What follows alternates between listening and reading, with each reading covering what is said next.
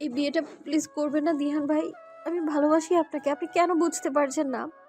কথাটা বলতে গিয়ে রাত্রির গলা ধরে আসে। তবে দিহান বেজায় বিরক্ত হয়, গমগমে কণ্ঠে শুধায়। এখানে বোঝার কিছু নেই রাত্রে। আমাকে প্লিজ আর এসব বলতে এসো না। কেন বলবো না? বলবো। ১০০ বার বলবো, ১০০০ বার বলবো আমি ভালোবাসি আপনাকে। রাত্রি এবার কেঁদেই ফেলে কথাটি বলতে বলতে। সে এতক্ষণ অনেক কষ্টে কান্না আটকে রেখেছিল, কিন্তু আর কতক্ষণ। দিহান কণ্ঠে শত বিরক্তি নিয়ে শোধায়। ওহ প্লিজ রাত্রি, তোমার এই মেলো ড্রামা বন্ধ করো। অন্তত আমার সামনে এসব করতে এসো না। আমি তোমাকে আগেও বলেছি আর এখনো বলছি, আমি তোমাকে ভালোবাসি না। তুমি শুধুই আমার কাছে আমার মামাতো বোন। এর বেশি আমি তোমাকে নিয়ে ভাবি না। আর তুমিও এসব আউল ফল চিন্তা মাথা থেকে ছেড়ে ফেলো। দিহানের কথায় তেতে ওঠে রাত্রি। আউল ফল বলবেন না দিহান ভাই। কাউকে ভালোবাসাটা মোটেও কোনো আউল ফল জিনিস নয়। ঠিক আছে, বলবো না। কিন্তু আমার প্রতি তোমার যাই অনুভূতি থাকুক না কেন, সেসব কিছু মাথা থেকে ছেড়ে ফেলো। আর হ্যাঁ, শুনে রাখো, এই বিয়ে ভাঙবে না। বিয়েটা আমি অর্পিতাকেই করব। দিহান ভাই। আহত দৃষ্টিতে তাকায় রাত্রি দিহানের পানে। এই মানুষটাকে তো সে কম বোঝানোর চেষ্টা করলো না, কিন্তু মানুষটা তার ভালোবাসাটা বুঝলই না। সে আর কি করলে মানুষটা বুঝবে সেটা ভেবে পায় না রাত্রি। তবুও শেষবারের মতো শুধায়। আপনি কি সত্যি বিয়েটা করবেন? দিহান রাত্রির ছোট্ট হৃদয়টাকে খণ্ড বিখণ্ড করে পাষাণের মতো উত্তর দেয়, হ্যাঁ। রাত্রি চোখের পানিটুকু মুছে নেয়, তবুও কথা বলতে গেলে কণ্ঠ রোদ হয়ে আসছে। সে কান্না ভেজা কণ্ঠে বলে। আপনি বুঝবেন দিহান ভাই। আমার ভালোবাসাটাকে একদিন ঠিক বুঝবেন আপনি। তবে সেদিন হয়তো আর আমি থাকবো না। সেদিন আপনার আফসোস করা ছাড়া আর কোনো উপায় থাকবে না। আসি দিহান ভাই। আর কোনোদিনও আপনাকে জ্বালাতে আসবো না আমি। ভালো থাকবেন আপনি। আর নতুন জীবনের জন্য শুভকামনা রইল। রাত্রির দু চোখ আবারও জলে ভরে উঠেছে, কপল বেয়ে হু হু করে তারা গড়িয়ে পড়তে। রাত্রি সেগুলো আবার মুছে নেয়। রাত্রি দিহানের ঘর থেকে বেরিয়ে আসার জন্য পা বাড়ায়। এদিকে দিহানের মনে চিন্তারা সব হানা দেয় হুড়হুড়িয়ে। মেয়েটা কি বলল? যেদিন সে থাকবে না, এর দ্বারা মেয়েটা কি বুঝতে চাইলো? থাকবে না মানে কি? কোথায় যাবে মেয়েটা? আচমকা দিহানের মাথায় এসে ভর করে খারাপ চিন্তাগুলো। মেয়েটা আবার উল্টোপাল্টা কিছু করে ফেলবে না তো? মেয়েটা যে বয়সের মধ্যে দিয়ে যাচ্ছে, এরকম একটা ঘটনার পর উল্টোপাল্টা কিছু করে ফেলা অস্বাভাবিক কিছু নয়। না না, মেয়েটা যদি এমন কিছু ভেবে থাকে তাহলে মেয়েটাকে থামাতে হবে, বুঝাতে হবে। দিহান রাত্রিকে থামিয়ে দেয়। দাঁড়াও রাত্রি। রাত্রি দাঁড়ায়, পিছু ঘুরে শুধায়। কিছু বলবেন দিহান ভাই? তুমি কোথায় যাবে রাত্রি? জিজ্ঞেস করে দিহান। রাত্রি প্রথমে বুঝতে পারে না দিহান তাকে কি বলতে চাইছে, তবে অল্পক্ষণের মধ্যেই বিষয়টি তার মাথায় খেলে যায়। মুখে অদ্ভুত হাসি ঝুলিয়ে শুধায়। আমি আপনাকে মুক্তি দিয়ে চলে যাব দিহান ভাই। তবে আপনি এ নিয়ে চিন্তা করবেন না। আপনি যেমনটা ভাবছেন আমি ওরকম কিচ্ছু করব না। আমি এমনিতেই চলে যাব। রাত্রির মুখে এখনো সেই হাসি ঝুলে রয়েছে। সে হাসি দেখে দিহান ভয় পায়। মেয়েটা এমন করে হাসছে কেন?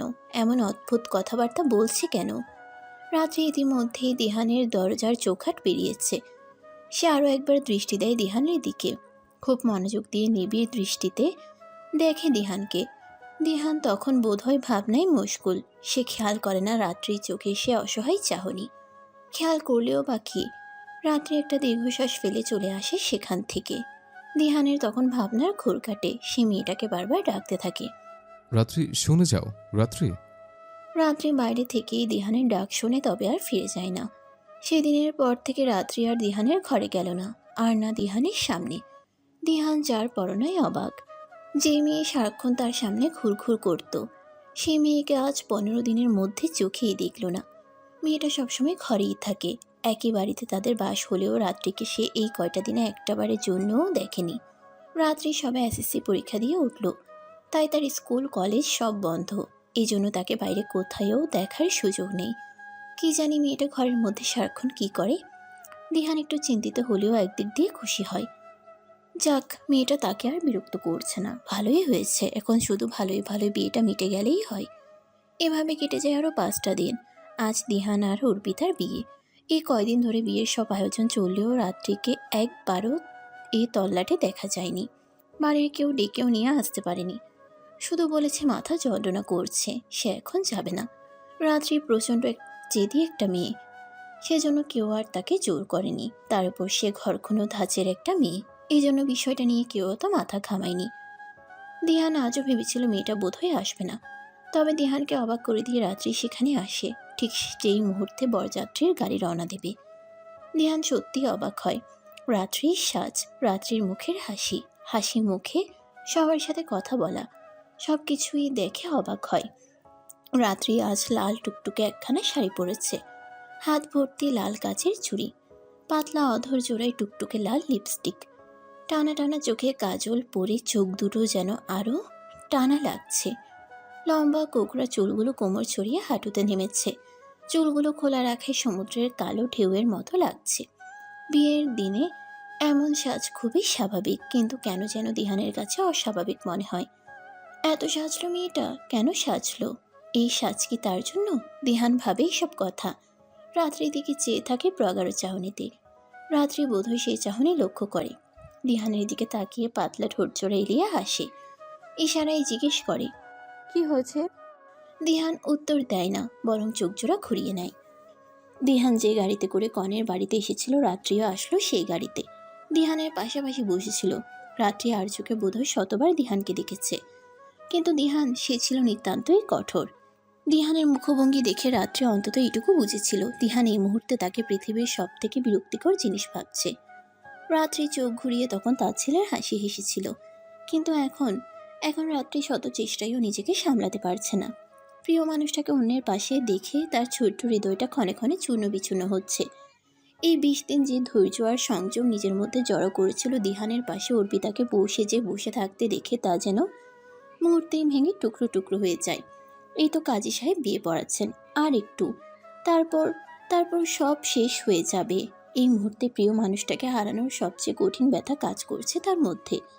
এই যে তীব্র মাথা যন্ত্রণা হচ্ছে, তা যেন এই ব্যথার কাছে নিতান্তই তুচ্ছ। রাত্রি দিহানের দিকে তাকায়, লাল টুকটুকে অধৈর্যরা নাড়িয়ে বিড়ভিড় করে ব্যথাতুর কণ্ঠে বলে। এই জন্মে আপনাকে পেলাম না দিহান ভাই।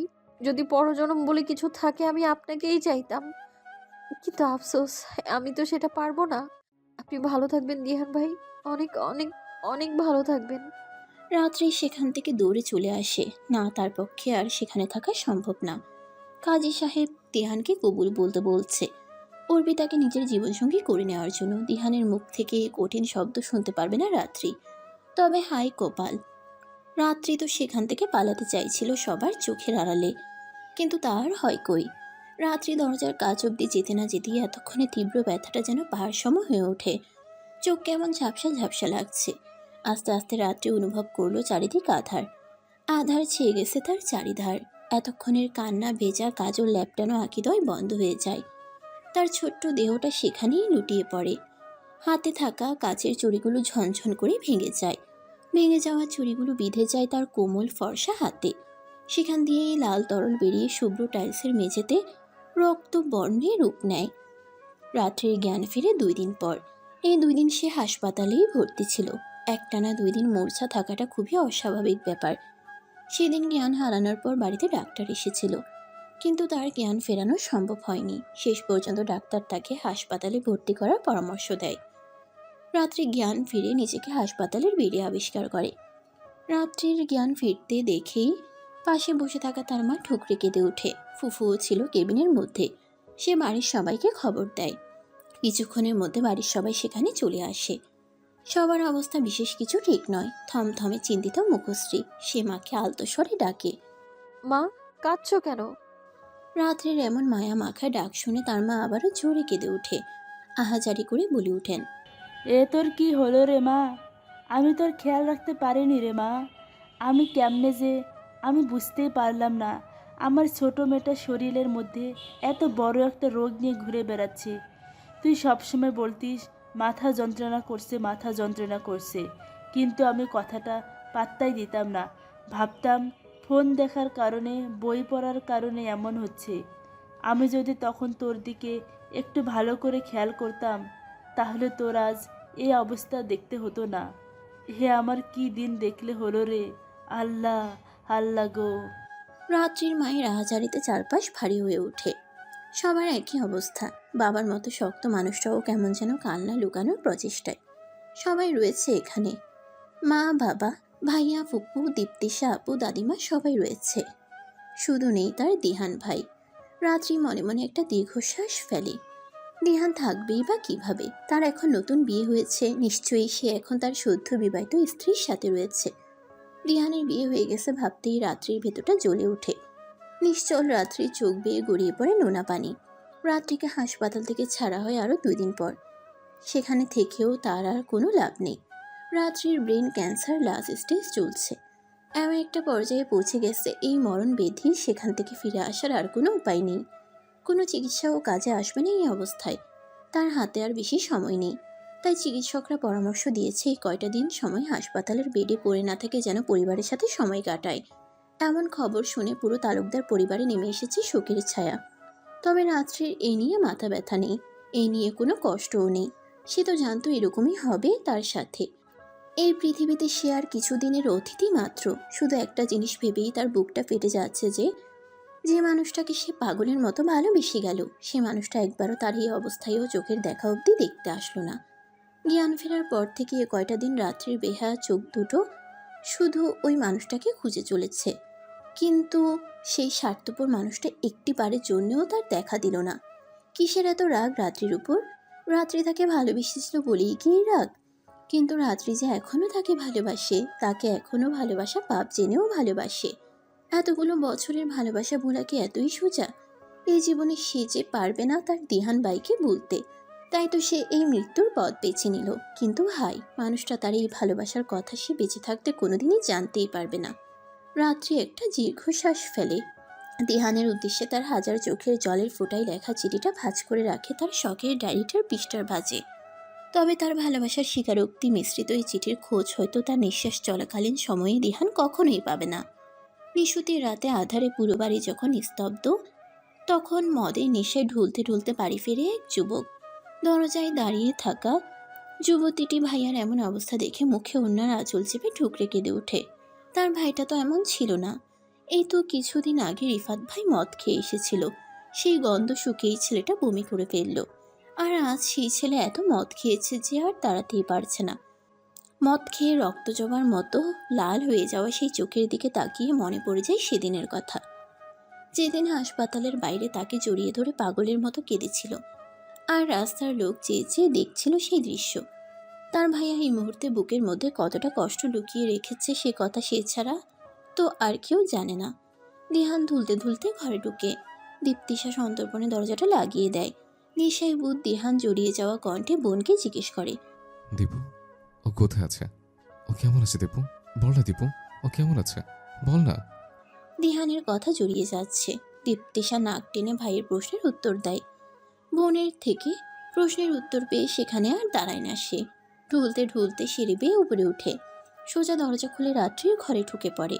রাত্রি দরজা আটকায়নি, সেজন্য ঢুকতে আর কোনো সমস্যা হয়নি। ড্রিম লাইটের গোলাপি আভা মেয়েটার গায়ের উপর পড়েছে। মনে হচ্ছে খাটের উপর একটা গোলাপ ফুল ফুটে রয়েছে।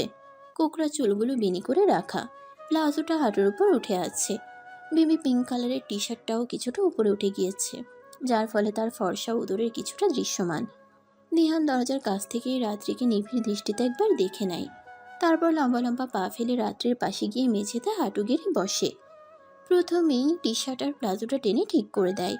অতঃপর নিজের হাতটা রাখে রাত্রির ওই নরম গালে। আর একটু ঝুঁকে পড়ে রাত্রির মুখের উপর।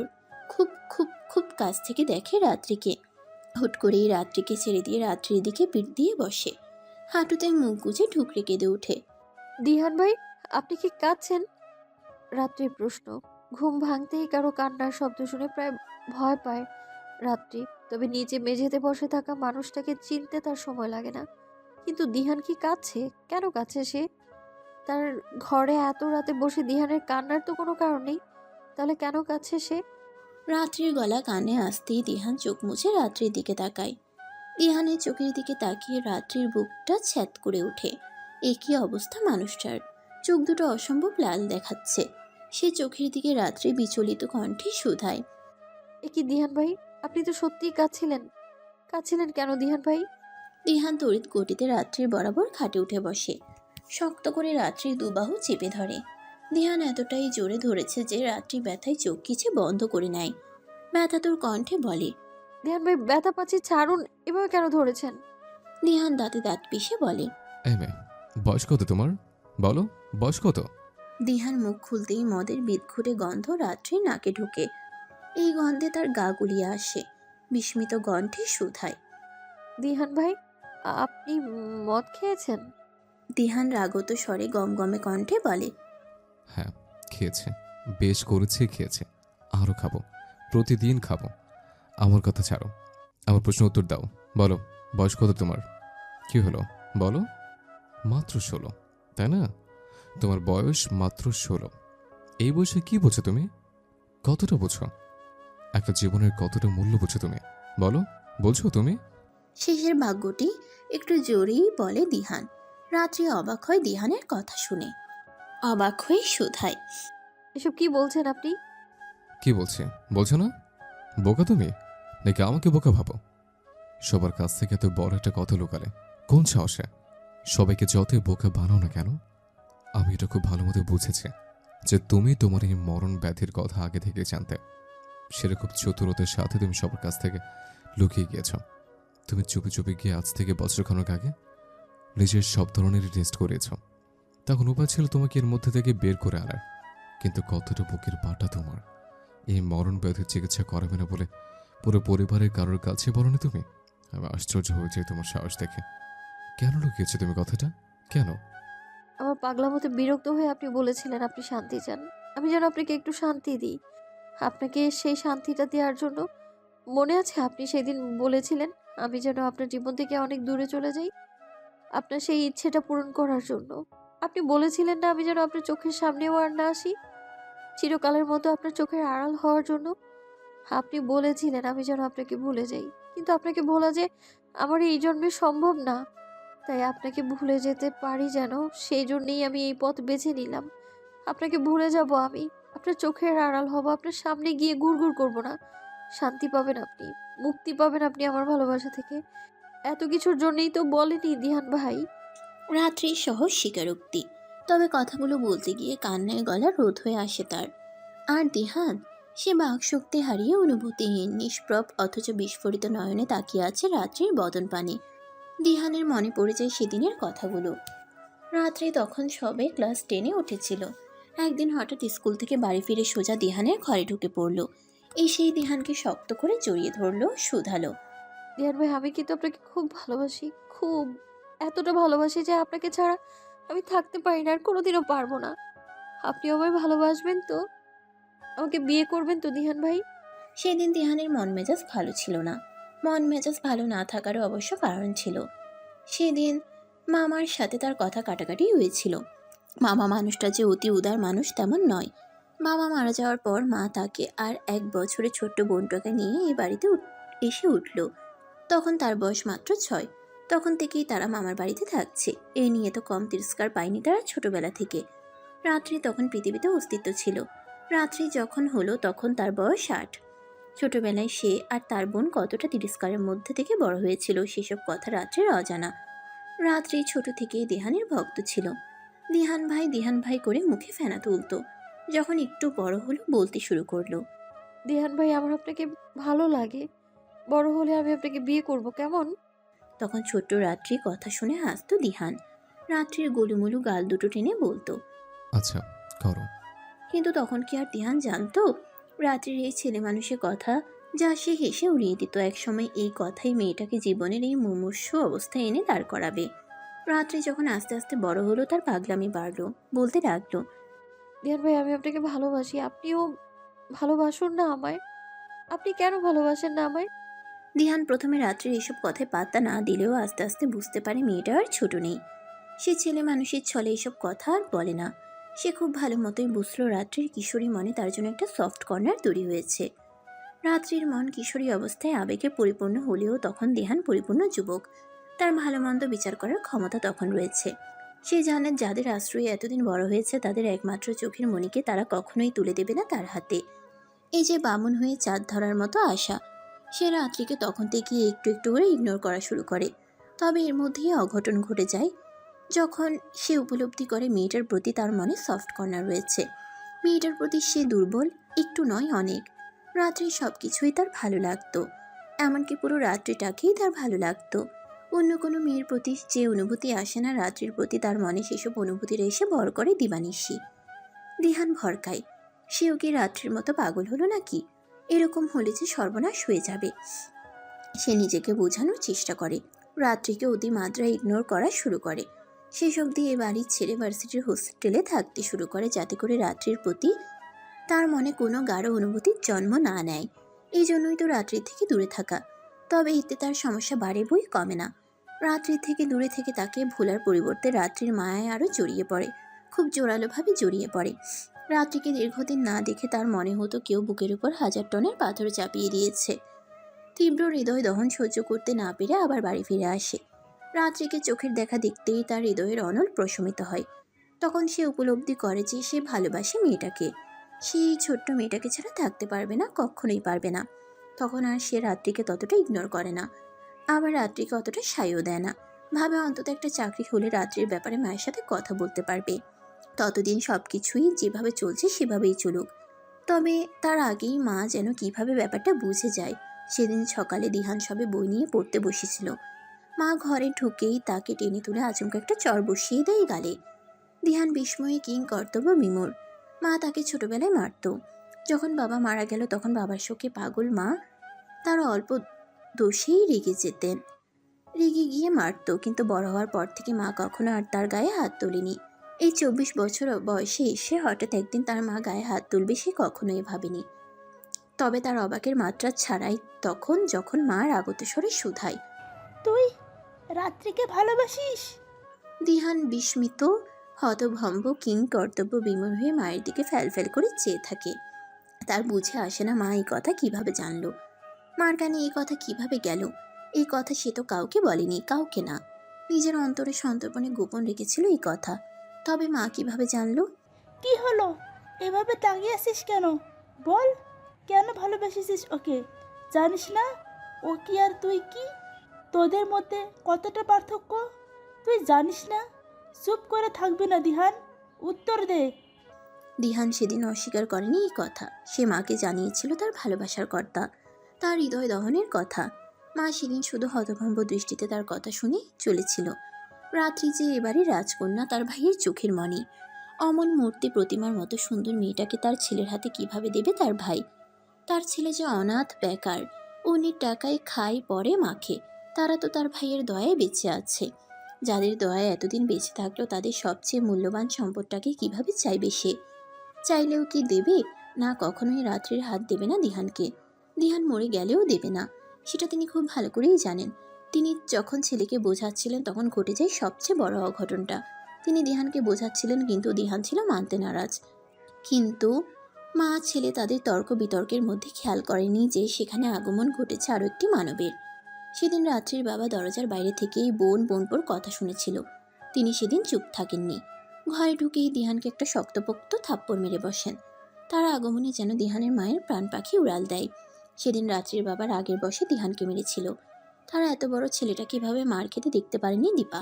ভাইয়ের কাছে অনুনয় করেছিল দিহানকে যেন না মারে। রাত্রির বাবা দেলোয়ার সাহেব তো বোনের কথা শোনেননি, উল্টো তাকে যা নয় তাই বলে অপমান করেন। এক পর্যায়ে দিহানের মৃত বাবাকে টেনেও তিনি কথা বলেন। দিহান শরীরে শত আঘাত সহ্য করে নিলেও মা বাবার অপমান সহ্য করতে পারেনি। সেদিন মামার সাথে তার কথা কাটাকাটি হয়। দিহান জেদের বসে সেদিন রাত্রির বাবাকে কথা দেয় যে তার মেয়েকে ভালোবাসা তো দূর, তার দিকে আর কখনো ফিরেও তাকাবে না। দিহানও নিজের সে কথা রাখার চেষ্টা করেছিল বহুগণে। তবে সেই কথাটা আজ তাদের দাঁড় করালো এই পরিস্থিতিতে। সেদিনই রাত্রি বিকালে স্কুল থেকে বাড়ি ফিরে তাকে শক্ত করে জড়িয়ে ধরে কথাগুলো বলেছিল। রাত্রির কথাটা সেদিন দিহানের কাটা ঘায়ে নুনের ছিটা দেওয়ার মতো কাজ করেছিল। ঠান্ডা মাথার শান্ত দিহানের মাথা সেদিন ঠিক ছিল না। সেদিন রাত্রিকে দূরে ঠেলে যা নয় তা শোনায়। শান্ত দিহানের এমন অশান্ত রূপ রাত্রি সহ্য করতে পারে না। সে কাঁদতে কাঁদতে বেরিয়ে যায় ঘর থেকে। দিহান শুধু সেদিক পানে তাকিয়ে ফোঁস করে নিঃশ্বাস ছাড়ে। বুঝতে পারে সে মেয়েটাকে একটু বেশিই বলে ফেলেছে। তবে ততক্ষণে অনেক দেরি হয়ে গেছে। রাগে দুঃখে সে নিজের চুল টেনে ধরে, দেয়ালে প্রহার করতে করতে নিজের হাতখানা রক্তাক্ত করে ফেলে। তবে মনকে এই বলে শান্ত করে যে ভালোই হয়েছে, ভালোই হয়েছে কঠিন কথাগুলো বলে। মেয়েটা দাঁড় থেকে আবার দূরে দূরে থাকবে। সেদিনের পর থেকে দিহানের শত কষ্ট হলেও রাত্রি থেকে সর্বদা দূরে থাকার চেষ্টা করেছে। তবে সেদিনের কথায় কোনো ভালো ফল বয়ে আনেনি রাত্রির জীবনে। সেটা এখন হাড়ে হাড়ে টের পাচ্ছে সে। জানেন দিহান ভাই, আপনাকে যেদিন জড়িয়ে ধরে সারা জীবন আমার সাথে থাকার প্রতিশ্রুতি দিয়েছিলাম, ওই দিনই আমি প্রথম আমার রোগীর ব্যাপারে জানতে পেরেছিলাম। সেদিন হঠাৎ স্কুলে মাথা ঘুরে পড়ে যাই। স্কুলের ডক্টর আমাকে দেখেন, আমার জ্ঞান ফেরে না। বাড়িতেও ফোন করে কিন্তু কেউ ফোন ধরে না। আমার অবস্থা ভালো নয় দেখে স্কুলের ডক্টর আমায় হসপিটালে ভর্তি করানোর পরামর্শ দিল। তবে ভাগ্যবশত জ্ঞান ফিরলো আমার। আমাকে আর হসপিটালে ভর্তি করানোর দরকার পড়লো না। তবে ডক্টর আমাকে বারবার করে বলে দিল আমি যেন ভালো কোনো ডক্টর দেখাই। ডক্টর বোধহয় খারাপ কিছু আশঙ্কা করেই পরামর্শ দিয়েছিলেন। তবে আমায় খোলাসা করে কিচ্ছু বলেননি। তখন ভেবেছিলাম না খেয়ে যাই বলে এরকম হয়েছে হয়তো। কথাটাকে অতটা পাত্তা দিইনি আমি। তবে আমার প্রায়শই মাথা ঘুরতো, দুর্বল লাগতো। এ ব্যাপারে শ্রেয়া জানতো। শ্রেয়া আমার ক্লাসমেট। ও যখন কথাটা শুনলো কথাটাকে সিরিয়াসলি নিল সে। সেদিনই স্কুল থেকে হাফ ডে লিভ নিয়ে বলল, চল একবার বাবার কাছ থেকে ঘুরে আসি আর তোকে দেখিয়ে আনি। সেদিন মূলত শ্রেয়ার জোড়াজোড়িতেই ওর সাথে হসপিটালে গেলাম। ওর বাবা ওই হসপিটালের ডক্টর। ওর বাবা দেখলেন আমায়, কিছু টেস্ট করতে দিলেন আমায়। আমিও চুপচাপ সব টেস্ট করলাম। শ্রেয়ার বাবা ছিল বলে আর গার্ডিয়ানের প্রয়োজন পড়েনি। সেদিন যেহেতু স্কুল থেকে হাফ ডে লিভ নিয়েছিলাম, তাই বাড়ি ফেরারও তাড়া ছিল না। টেস্ট করানোর পর রিপোর্টের জন্য হসপিটালেই বসে থাকলাম। আমার সাথে শ্রেয়াও ছিল। ওর বাবাকে জোরাজোরি করলো যেন আমার রিপোর্টটা আগে বের করানোর ব্যবস্থা করেন। আমার রিপোর্ট বেরোলো কিছুটা আগেই। আঙ্কেল গুরু গম্ভীর মুখে আমার রিপোর্টটা দেখলেন, বললেন বাড়ির লোককে খবর দিতে। আমার কাছে তখন ফোন ছিল না, আর তাছাড়া রিপোর্টটা দেখার কৌতূহলও সামলাতে পারছিলাম না। আঙ্কেলকে অনেক জোর করে শুনলাম রিপোর্টে কী লেখা আছে। তখন আমার ব্রেন ক্যান্সার প্রথম স্টেজ, সেজন্যই সবসময় এরকম মাথা ঘোরাতো। তবে তিনি আশ্বাস দিয়ে বললেন ভালোভাবে চিকিৎসা করলে ঠিক হয়ে যাবে, এখনো হাতে সময় আছে। তবে সেই দিন আমার মধ্যে কেমন একটা ভয় ঢুকে গিয়েছিল। মনে হচ্ছিল আর বাঁচবো না, খুব তাড়াতাড়ি সবাইকে ছেড়ে চলে যেতে হবে আমায়। সেদিন চিন্তিত হয়ে বাড়ি ফিরলাম। ঘরে ঢোকার পথে আপনার রুমের দিকে তাকালাম। আপনার ঘরের দরজা ভেজানো ছিল। হুট করেই তখন আপনাকে দেখার স্বাদ জাগলো আমার মনে। আপনাকে বলা কথাগুলো মাথায় এসে ভিড়ল। বলতে মন চাইলো আপনাকে কথাগুলো। তখন শুধু একটা কথাই ঘুরছিল মাথায়, আপনার সাথে আবার সারা জীবন থাকা হবে না। আমি না তখন অত ৭-৫ ভাবিনি। দৌড়ে গিয়েছিলাম আপনার ঘরে, ঝাপটে ধরেছিলাম আপনাকে, কান্না লুকিয়ে কথাগুলো জিজ্ঞেস করেছিলাম আমি আপনাকে। তবে আপনি সেদিন দুনিয়ার বিষ বাণী শুনিয়ে দিলেন আমায়। আমার ভাঙা হৃদয়টা আরও ভেঙে দিলেন। সেদিন সব রোগের কথা ভুলে বসলাম আমি। সেদিন সারাদিন লুকিয়ে লুকিয়ে কান্না করলাম। পরদিন বেহায়ের মতো আবার আপনার কাছে গেলাম। আপনি আবার তাড়িয়ে দিলেন। হঠাৎ করে মনে হলো আপনাকে মুক্তি দেওয়ার জন্যই উপরওয়ালা বোধহয় আমার এই মরণ ব্যাধি দিয়েছে আমায়। আমি আর বললাম না বাড়িতে। শ্রেয়া ছাড়া কেউ জানতো না এই রোগের কথা। তবে অল্প কিছুদিনের মধ্যে সেও ট্রান্সফার হয়ে শহর ছাড়লো। তারপর থেকে একাই যেতাম হসপিটালে, চিকিৎসার জন্য নয়, কতদিন বাঁচবো এটা জানতে। প্রথম স্টেজ থেকে দ্বিতীয় স্টেজে যেতে সময় লাগেনি। দ্বিতীয় স্টেজে পৌঁছানোর পর হসপিটালে যাওয়াও বন্ধ করে দিলাম। সেজন্য কেউ আর কিছু জানতে পারেনি। এদিকে আস্তে আস্তে আমার রোগটা বাড়লো, সাথে আপনার ওই তিক্ত অপমান। নিজের অজান্তেই করে ফেলা নিজের পাগলামির দীর্ঘ বর্ণনার পর লম্বা শ্বাস ফেলে রাত্রি। অবশ্য আবেগের বশে যে কত বড় পাগলামি করে ফেলেছে সেটা এখনো হয়তো সে বুঝতে পারছে না। বুঝবেই বা কী করে, সে যে সব কিছু সম্পূর্ণ অন্যরকম দৃষ্টিভঙ্গিতে দেখছে। অন্যদিকে দিহান কিং কর্তব্য বিমূঢ় হয়ে রাত্রির কথা শুনছিল। মেয়েটা এতটা দুর্বল হৃদয়ের অধিকারী, তার থেকে দূরে সরানো নিমিত্তে বলা কিছু তিক্ত কথা মেয়েটার উপর এতটা ভারী পড়ল। হয়তো ভারী পড়াই স্বাভাবিক। ছোটবেলা থেকে মেয়েটা অতিরিক্ত আদরে মানুষ হয়েছে। তিক্ত কথা তো দূর, কেউ চোখ অব্দি রাঙায়নি। সেজন্যই বোধহয় তার অপমানগুলো এতটা ভারী পড়েছে অতিমাত্রায় আবেগী আর দুর্বল হৃদয়ের রাত্রির উপর। কথাগুলো ভাবতেই রাগে দুঃখে চোয়াল শক্ত হয়ে আসে দিখানের। তাছাড়া রাত্রি না বুঝলেও সে ঢের বুঝেছে সেদিন বাড়িতে কেন কেউ ফোন তুলেনি। তুলবে কিভাবে? তখন তো সবাই দিহানের ঘরে দিহানকে তিরস্কার করতে ব্যস্ত ছিল। সেদিনটাই সবকিছু কেন হতে হলো? সেদিনই মাকে জানতে হলো তার ভালোবাসার কথা। সেদিনই মামার সাথে তার বিষয়টা নিয়ে ঝগড়া হতে হলো। সেদিনই রাত্রিকে অসুস্থ হতে হলো। সেদিনই তাকে রাত্রির সাথে এমন খারাপ ব্যবহার করতে হলো কেন? সব ওদিনই হতে হলো কেন? দিহানের রাগ লাগে, প্রচণ্ড রাগ, অন্য কারোর উপর নয়, তার নিজের উপর। নিজেকেই সব কিছুর কেন্দ্রবিন্দু মনে হয়। দিহান রাত্রির পাশ থেকে উঠে 2 হাত দেয়ালে ঠেকিয়ে দাঁড়ায়। আচমকা শুরু হয় তার পাগলামি। মুষ্টিবদ্ধ হাতে একের পর এক প্রহার করতে থাকে দেয়ালে।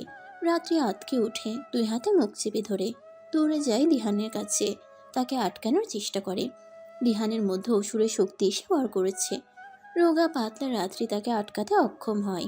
দিহানের হাত ফেটে রক্ত বের হচ্ছে। রাত্রি তা দেখে ভয়ে কেঁদে ফেলে, শব্দ করেই কেঁদে ফেলে। কাঁদতে কাঁদতে অনুনয় করে বলে, থামুন দিহান ভাই, প্লিজ থামুন। এরকম করবেন না, আপনার হাত থেকে রক্ত বের হচ্ছে। থামুন প্লিজ, আমি দেখতে পারছি না। রাত্রির কান্নার শব্দ বোধহয় দিহানের কান অব্দি পৌঁছায়। সে নিজেকে থামায়। দিহানকে থামতে দেখে রাত্রি কাঁদতে কাঁদতে দিহানের বুকে ঝাঁপিয়ে পড়ে। দিহানকে শক্ত করে জড়িয়ে ধরে কাঁদতে থাকে। দিহান ফোঁস করে নিঃশ্বাস ফেলে নিজেকে নিয়ন্ত্রণের চেষ্টা করে। রাত্রিকে দুহাতে আগলে নেয়, চুলের মধ্যে হাত গলিয়ে দিয়ে বলে। এই রাত্রে কাঁদছো কেন? রাত্রি ফুপিয়ে ফুপিয়ে কান্না ভেজা কণ্ঠে বলে। কাছে কেন জানেন না আপনি? আপনি কেন এমন পাগলামো করছেন? তারপর বুক থেকে মাথা তুলে দিহানের রক্ত ভেজা ডান হাতটা টেনে নেয় নিজের হাতের মুঠোয়। আহত দৃষ্টিতে সেদিকে তাকিয়ে নাক টেনে বলে, দেখুন তো কি অবস্থা করলেন হাতের, আর আপনি বলছেন আমি কেন কাঁদছি? আমাকে কেন এত ভালোবাসো রাত্রি? দিহানের প্রশ্নে রাত্রি সচকিত টলমলে চোখে তাকায় দিহানের দিকে। সেভাবে কিছুক্ষণ তাকিয়ে থেকে একটু সময় নিয়ে বলে, এই প্রশ্নের উত্তর আমার জানা নেই দিহান ভাই। আমি শুধু এইটুকু জানি আমি আপনাকে খুব ভালোবাসি, খুব। যতটা ভালোবাসলে বিনা দ্বিধায় তার জন্য নিজের জীবনটা ধীরে ধীরে স্বেচ্ছায় শেষ করে দেওয়া যায়, ঠিক ততটাই। তবে আপনি সে কথা কখনো জানতেই পারেননি। তুমি তো জানতে পারোনি রাত্রি, আমি তোমাকে ভালোবাসি। সেটা তোমার জন্য আমার ভালোবাসার গভীরতা ঠিক কতটুকু, সেটা আমি তোমাকে ঠিক কতখানি ভালোবাসি তা তুমি কখনো জানতেই পারোনি। যদি জানতে, তাহলে 1000 বছর শুধু আমার কাছে থাকতে চাইতে। দিহানের কথা শুনে রাত্রি বিস্ময়ে হতভম্ব। দিহান ভাই কি বলল এক্ষুনি? দিহান ভাই তাকে ভালোবাসে? তাকে? সে কি ঠিক শুনলো, নাকি তার মনের ভ্রম? এ তার স্বপ্ন নয় তো? হয়তো ঘুম ভেঙেই দেখবে সব তার ভ্রম। সে নিজের ভ্রম কাটানোর জন্য কাঁপা কাঁপা কণ্ঠে শুধায়, কি কি কি বললেন দিহান ভাই? আমি তোমাকে ভালোবাসি, আমি তোমাকে ভালোবাসি রাত্রি। শুনেছ? আমি তোমাকে ভালোবাসি, খুব ভালোবাসি। আমাকে ছেড়ে যেও না রাত্রে, আমি সহ্য করতে পারবো না।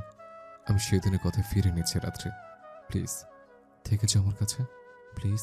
রাত্রিকে পুনরায় বুকের মধ্যে আগলে নিয়ে দিহানের আকুল কণ্ঠে অনুনয়। দিহানের এই কথা রাত্রির মনে ঝড় তোলে।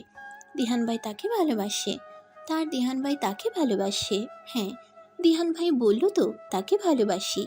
রাত্রির হাত পা কাঁপছে, হৃদয় স্পন্দন বাড়ছে, মনে হচ্ছে এক্ষুনি মাথা ঘুরে পড়ে যাবে। এই তো সেই বাক্য যা শোনার জন্য এতদিন অপেক্ষা করছিল।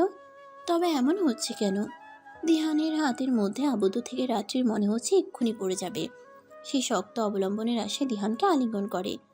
তবে অল্পক্ষণেই তার মাথায় খেলে যায় দিহান ভাই এখন বিবাহিত, সে এখন অন্য কারো, তার নয়। মদ খেয়ে মাতাল দিহান ভাই হয়তো নিজেও জানে না সে কি বলছে। ঘরে হয়তো দিহান ভাইয়ের জন্য তার স্ত্রী অপেক্ষা করছে। দিহান ভাই এখন বিবাহিত, সে কথা তো সে ভুলেই বসেছিল। কথাটা মনে পড়তেই এক বুক কষ্ট এসে ভর করে তার মধ্যে। দিহানের ভালোবাসার কথা শুনে শান্ত হৃদয় মুহূর্তেই অশান্ত হয়ে ওঠে। সে দিহানকে দূরে ঠেলে দেয়, নিজের চোখের পানি মুছে কাটখাট কণ্ঠে বলে, আপনি চলে যান দিহান ভাই, আপনি এখন মাতাল, তাই এইসব আবল তাবল বলছেন আপনি। এরকম বলবেন না, আপনার স্ত্রী শুনলে কষ্ট পাবে। তাকে আমার মতো কষ্ট দেবেন না। সে হয়তো আপনার জন্য ঘরে অপেক্ষা করছে, তাই আপনি এখানে আর থাকবেন না, চলে যান আপনি তার কাছে। রাত্রির কথা শুনে দিহানের বুক কাঁপে। কথা বলতে গিয়ে কণ্ঠ রোধ হয়, তবুও জিজ্ঞেস করে, এখন আর ভালোবাসো না আমায়? কিভাবে ভালোবাসবো দিহান ভাই? আপনাকে যে এখনো ভালোবাসা পাপ, তবে এই পাপই আমি করে চলেছি দিনের পর দিন। যত দিন বেঁচে থাকবো ততদিন এই পাপ হয়তো মুক্তি পাবো না আমি এই পাপ থেকে। আপনি এত কাছে আসবেন না দিহান ভাই, আমার পাপের পালা ভারী, বই কিছুই হবে না। আপনার মনে যদি আমার জন্য কোনো অনুভূতি থেকেও থাকে সেটা মুছে ফেলুন। ওই মনে শুধু আপনার স্ত্রীকেই রাখুন, যার সাথে আল্লাহর নামে আপনি বৈধ সম্পর্কে আবদ্ধ হয়েছেন। তাকে করুন আপনার হৃদয়ের একমাত্র অধিকারিণী। আমার রাত্রি। দিহানের বিস্মিত কণ্ঠের প্রশ্ন। হ্যাঁ, আপনি চলে যান প্লিজ। ভুল বলছো রাত্রি, আমার কোনো স্ত্রী নেই। মানে? বিস্মিত কণ্ঠে জিজ্ঞেস করে রাত্রি। সে কি ঠিক শুনল, নাকি দিহান ভাই মাতাল অবস্থায় আরও একখানা অবাস্তব কথা বলছে? কিছুক্ষণ আগের বুকের মধ্যে ধুকপুকানিরা আবার এসে তীব্রভাবে ভর করে তার মধ্যে। তার প্রশ্নের প্রতি উত্তরে দিহানের বলা কথাটি সেই ধুকপুকানি ও শরীরের কাঁপুনি বাড়িয়ে দেয় বহুগুণে। মানে সেদিন আমি বিয়ে করিনি রাত্রি। আমার কোনো স্ত্রী নেই, কেউ নেই, শুধু তুমি আছো। আর আমার হৃদয়ের একমাত্র অধিকারিণী শুধুই তুমি, আর অন্য কেউ নয় রাত্রি। রাত্রি ছাড়া অন্য কোনো মেয়ের সাথে ঘর বাঁধার কথা দিহান কখনো স্বপ্নেও ভাবেনি। রাত্রি থেকে শত দূরে থাকলেও রাত্রিকে ঘিরেই চেয়েছিল তার স্বপ্নের পৃথিবী। স্বপ্নের পৃথিবীর কারণ রাত্রি চেয়েছিল তার স্বপ্নের প্রেয়সী। রাত্রিকে বাস্তবে পাওয়ার ইচ্ছা যে তার অলীক স্বপ্ন ছাড়া কিছুই ছিল না। তবে তার সেই স্বপ্নের পৃথিবীতেও কেউ রাত্রিকে রাখতে দিল না। তার সেই স্বপ্ন থেকে টেনে হিস্ট্রে বের করে আনলো সবাই মিলে। তাকে এক প্রকার বাধ্য করলো অন্য মেয়ের সাথে বিয়ে করতে। সবচেয়ে বেমানিটা করলো তার জন্মদাত্রী মা। তিনি নিজেই তো কাজটা করেছিলেন এক প্রকার বাধ্য হয়ে। তিনি দিহানকে তার রোগের কথা বললেন। যে রোগ তার মধ্যে কখনো ছিলই না সেই রোগের ভয় দেখালো। বলল, এই রোগের খরচ বহন করছে তোর মামা। তোর পক্ষে ওর চিকিৎসা করা কখনো সম্ভব না। তুই আমাকে মরতে দেখতে চাস? তুই এখন এই বিয়ে না করলে তোর মামা চিকিৎসার খরচ বন্ধ করে দিবে। তখন তুই বরং আমার জন্য কবর খুঁড়ে রাখিস। তিনি দিহানকে ভাইয়ের কথায় ইমোশনাল ব্ল্যাকমেল করলেন। দিহান সবে পরীক্ষা দিয়ে উঠেছে, তখনও তার কোনো চাকরি জোটেনি। তার পক্ষে মায়ের রোগের চিকিৎসা করা ছিল অসম্ভব।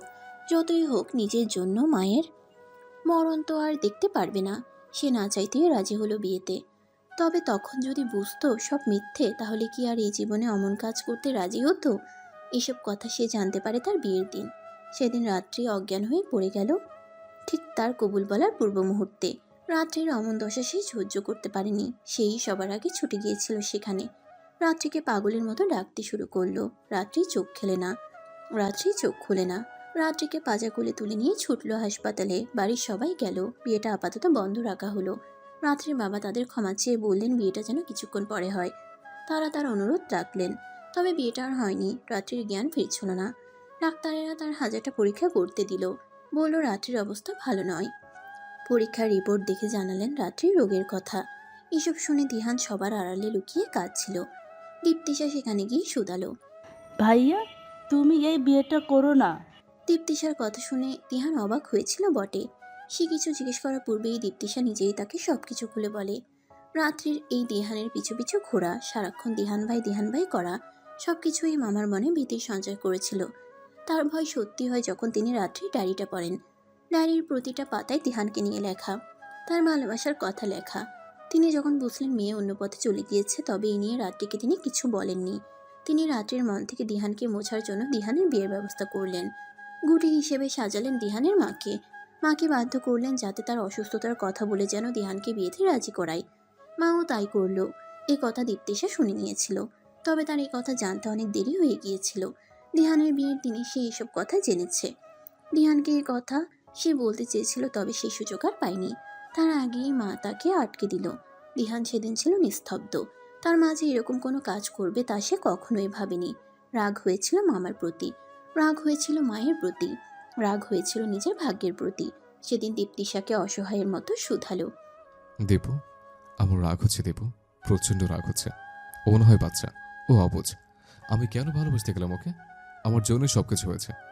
দেখো দীপু, আমার কলিজ ওখানে পড়ে রয়েছে। আমার জন্যই ও ওখানে পড়ে রয়েছে। আমার সাথে অন্য করে মেয়ের বিয়ে হবে ও সহ্য করতে পারেনি। আমি যদি নিজের অনুভূতির প্রতি আরেকটু সতর্ক থাকতাম, তাহলে মা কখনোই জানতে পারতো না আমার মনের খবর। আর না আজ এই দিন দেখতে হতো। আমি জানি আমার জান আমার প্রতি অভিমান করে নিশ্চয়ই নিজের প্রতি অবহেলা করেছে। সেজন্য আজ ওর আমার অবস্থা। দিহানের কণ্ঠ রোধ হয়। দিহান যখন ঠোঁট চেপে কান্না আটকানোর চেষ্টায় রত, তখন তীব্র অনুশোচনায় পড়ে দীপ্তিশা ভাইকে অপরাধী কণ্ঠে শুধায়। চুপ কর ভাইয়া, তোর দেশ নেই, সব দোষ আমার। আমার জন্যই মা জানতে পেরেছে তোর মনের খবর। পারলে আমাকে ক্ষমা করে দিস ভাইয়া, আমাকে ক্ষমা করে দিস। দিহান বিস্মিত ও প্রশ্নাত্মক চাহনিতে তাকিয়ে দীপ্তিশার দিকে। দীপ্তিশা পুনরায় বলে, তোর ফাইনাল এক্সামের আগে জ্বর এসেছিল, মনে আছে? জ্বরের কারণে হোস্টেল থেকে বাড়িতে ফিরে এলি। তখন একদিন মাঝরাতে তোর জ্বর বাড়লো। আমি তখন পানি খেতে উঠেছিলাম। কি মনে করে তোর ঘরে গিয়েছিলাম। গিয়ে দেখি তুই জ্বরে কাঁপছিস। কাউকে আর ডাকিনি, আমি নিজেই তোর সেবা করলাম। তবে সেদিন তোর জ্বরের ঘরে রাত্রিকে নিয়ে প্রলাপ শুনে বুঝেছিলাম তোর মনে রাত্রির জন্য কিছু আছে। তুই বোধহয় সেদিন হাজারবার রাত্রির নাম ধরে ডেকেছিলি। তোর জ্বর তখন 103 ডিগ্রি, কিছুতে কমতে চাইছিল না। আমার তখন কেন জানি বারবার মনে হচ্ছিল রাত্রিকে তোর কাছে এনে দিলে বোধহয় তোর জ্বর কমবে। তবে আমার সে সাহস আরও হয়ে ওঠেনি। তোর জ্বর পড়ল ভোরের দিকে, আমি তখন ঘরে গিয়ে ঘুমালাম। আর পরের দিন পর আমি আমার বান্ধবী ঋতুর সাথে ফোনে কথা বলছিলাম। কথা প্রসঙ্গে তোরা রাত্রির কথাটা বললাম। তখন যে মা আমার ঘরে এসেছিল কে জানতো মা আমার আর ঋতুর কথা শুনে ফেলেছিল। তারপর মা আমাকে জোর করে সব কথা শুনলো। তখন ভাবিনি মা এতটা রিয়াক্ট করবে। মা রাগে কাঁপতে কাঁপতে তোর ঘরে গেলেন। তারপর তুই তো জানিস সব কিছু। দিহান দীপ্তিশাকে দোষ দেয় না।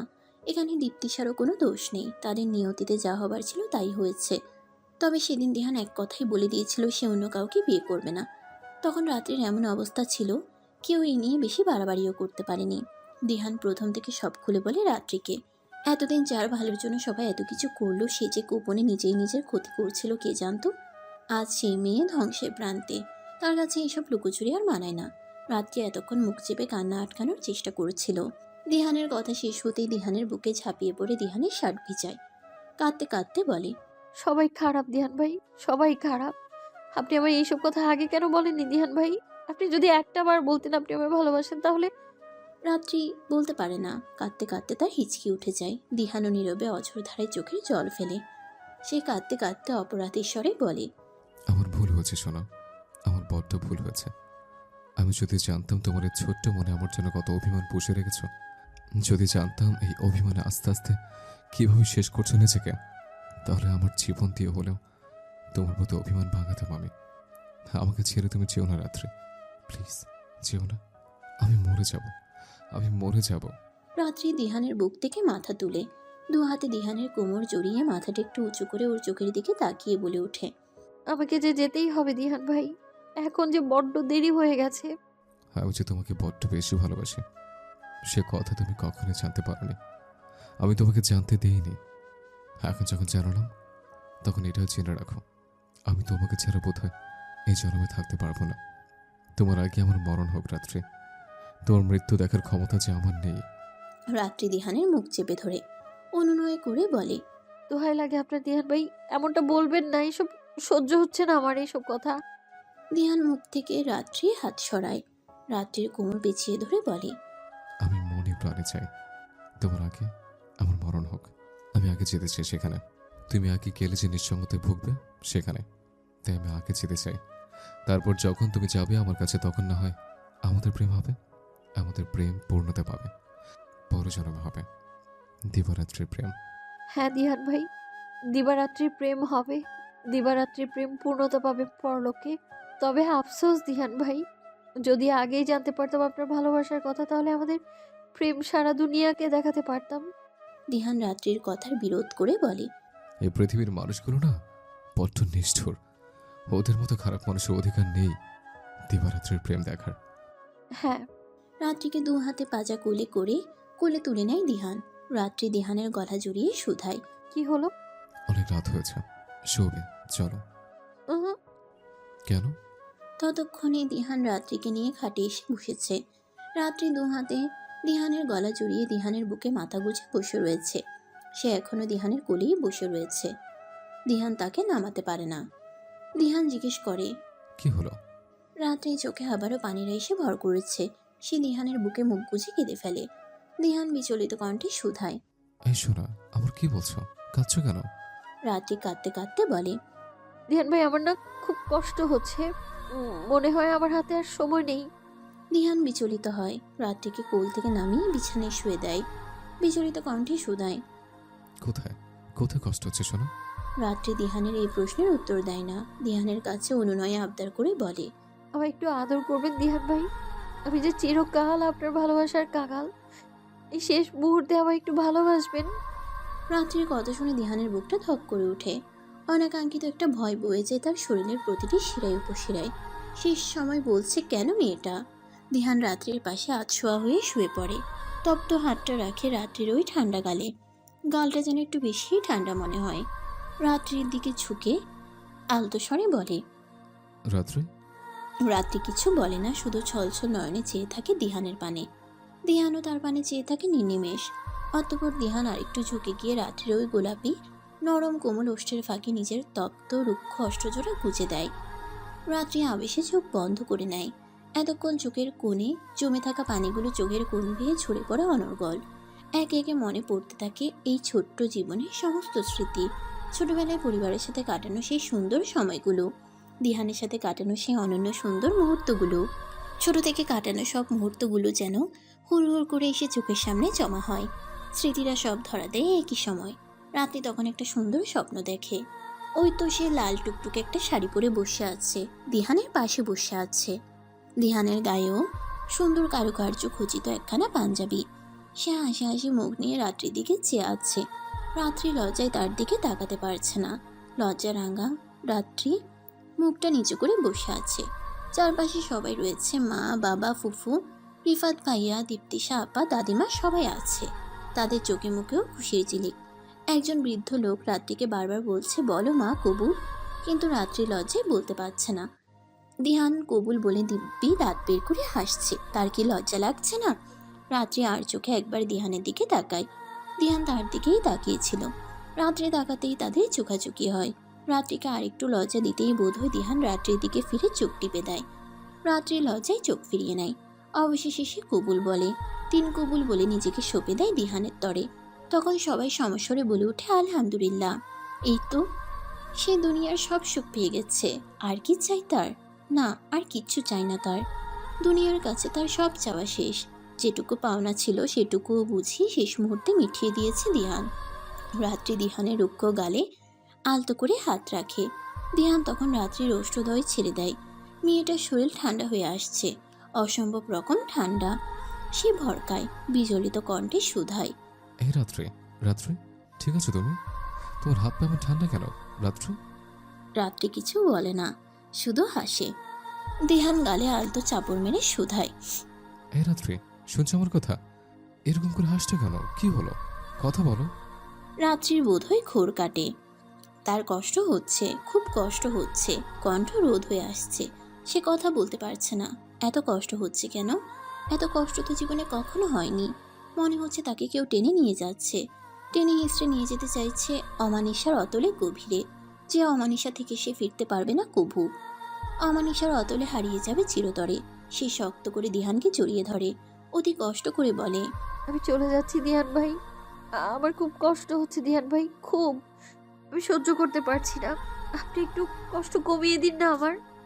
দিহান আগলে নেয় রাত্রিকে, ভারী অবুঝের মতো বলে, যেও না রাত্রি, আর কিছুক্ষণ থেকে যাও না। আমাদের তো কথা হয়েছিল আমি আগে যাব। তাহলে তুমি আগে যাচ্ছ কেন? তুমি এখানে একা থাকতে পারবে না, যেও না। রাত্রির দেহ ততক্ষণে নিস্তেজ হয়ে পড়েছে। দিহানের কথা তার কানে যায় কিনা বোঝা যায় না। সে জোরে একবার শ্বাস টানে। চোখের সামনে সব অন্ধকার হয়ে আসছে, সব। আস্তে আস্তে নিস্তেজ দেহটা আরো নিস্তেজ হয়ে পড়ে, তলিয়ে যায় অন্ধকারের অতলে, যে আধার থেকে আর কখনো দেখতে পারবে না এই দীপ্তি। দিহান বোঝে না, সে রাত্রির নিথর দেহটাকে জড়িয়ে ধরেই রাত্রিকে ডাকতে থাকে। রাত্রির কোনো সাড়া না পেয়ে নিজের বুকের সন্তর্পণে আগলে রাখা রাত্রির মাথাটা তোলে।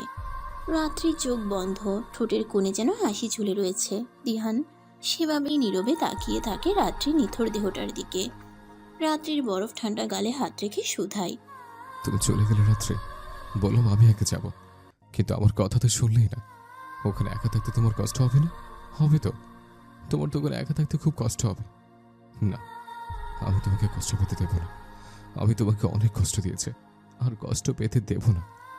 দিহান কাঁদে না, বরং করে বসে এক ভয়ঙ্কর পাগলামি। সে চোখের জলটুকু মুছে প্যান্টের পকেট হাতড়িয়ে বের করে আনে ছোট্ট শিশিটা। তাতে গোটা গোটা ইংরেজি অক্ষরে লেখা পয়জন। শিশিটার মুখ খুলেই সময় বিলম্বিত না করে গালে ঢেলে দেয়। নিমিষেই শিশিটা খালি হয়ে যায়। তাতে থাকা তরলটুকু জায়গা করে নেয় উদরে। শিশিটা সে আজই কিনেছিল। মোড়ের দোকানে যখন বসেছিল তখন একজন ইঁদুর মারা বিষ কিনতে এসেছিল। কি মনে করে সেও বস্তুটা নিল, ভাগ্যিস নিয়েছিল, নয়তো রাত্রির কাছে যেতে যে দেরি হয়ে যেত তার। দিহান এবার সোজা হয়ে শুয়ে পড়ে রাত্রির পাশে। রাত্রির নিথর দেহটা বুকে টেনে নেয়, রাত্রির কানে ফিসফিস করে শুধায়। আসছি আমি তোমার কাছে, তোমাকে আর কষ্ট পেতে দেবো না আমি। রাত্রির নিথর নিস্তেজ দেহটা শক্ত করে বুকের সাথে চেপে ধরে। আস্তে আস্তে তার দেহেরও শক্তিটুকু নিঃশেষ হয়ে আসে, একসময় চোখজোড়া বন্ধ করে নেয়। রাত্রির সাথে শান্তির ঘুম দেয়। আসলেই কি শান্তির? তবে একই সাথে একই যাত্রায় রাত্রির সাথে বিদায় নিয়ে চলে যায় এই নিঠুর পৃথিবী থেকে। বাইরে বাতাস বইছে শাসা গতিতে, বোধহয় ঝড় উঠবে। তীব্র বাতাসে জানালার পর্দাগুলো উড়ছে অহর্নিশ। জানালার পাশে রাখা রাত্রির পড়ার টেবিলে তার ব্যক্তিগত আতখোলা ডায়েরিটি পড়ে রয়েছে। আজও যথারীতি রাত্রি তার অনুভূতিগুলোকে ডায়েরির পাতা বদ্ধ করতে বসেছিল, তবে ভুলবশত সেটা খোলাই রয়েছে। বাতাসের প্রতাপে তার পৃষ্ঠাগুলো উঠতে চাইছে, তবে উঠতে পারছে না। খুলে রাখা পৃষ্ঠাটার মাঝ বরাবর চাপা দেওয়া রয়েছে সিলভার কালারের একখানা হাতঘড়ি। ঘড়িটা রাত্রি দিহানের জন্মদিন উপলক্ষে কিনেছিল, তবে আর দেওয়া হয়ে ওঠেনি। ওটা নিয়ে প্রতিদিন নাড়াচাড়া করতো রাত্রি, সময় ও সুযোগ খুঁজত দেওয়ার। তবে জীবন তাকে না দিয়েছে সেটা দেওয়ার সময়, আর না দিহানকে দিয়েছে সেটা নেওয়ার সময়। সেটা এখন চরম হেলায় পড়ে আছে রাত্রির অনুভূতি মিশ্রিত ওই ডায়েরির পাতায়।